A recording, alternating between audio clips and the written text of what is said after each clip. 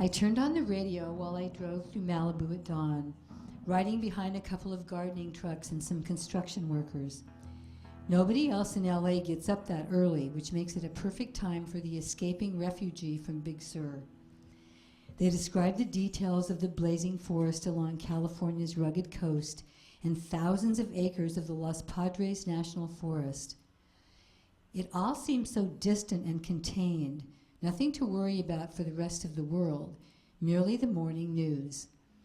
I hit the gas pedal hard when I reached the freeway at Oxnard and sailed through Ventura and Santa Barbara, despite the early morning commute.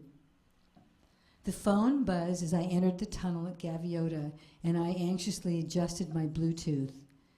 The California Highway Patrol was nailing cell phone freaks like so many flies after the laws passed forbidding a mobile phone at the wheel.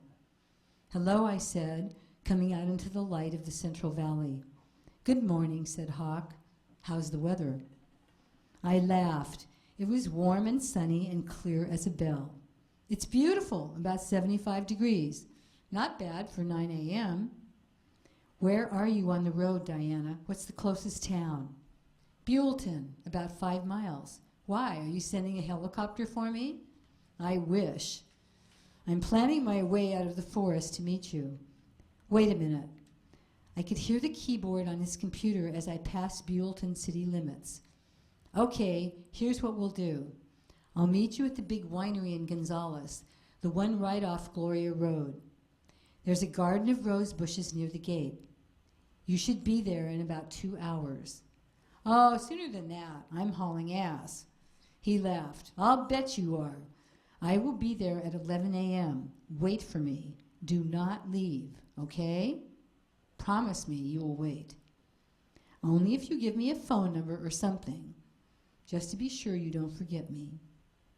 "Seriously, Diana, it's rough out there, and I doubt that the towers are standing in the forest. Probably no cell reception off the highway. Just be there. I will be standing near the roses, I promise. See you then." I took a long drink of water and thought about him for miles and miles. The last mile of the path was blocked completely by a fallen tree that had smoldered as we tried to move it.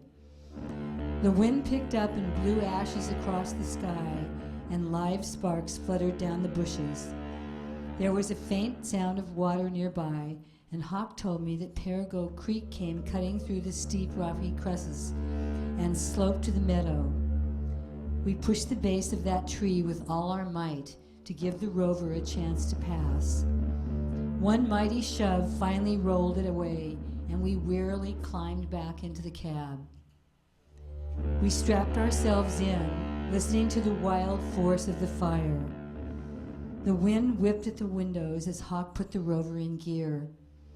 He inched forward around the tree trunk and rolled on 3 wheels over the rocks that blocked our path. When we came down with a thump, I knew we had made it. The meadow appeared through a clump of trees, and on the knoll above us was the ranch house. It was a miracle that we had gotten this far, and we were both excited. He gunned the motor, and the big yellow tank flew over the grassy mound onto the meadow.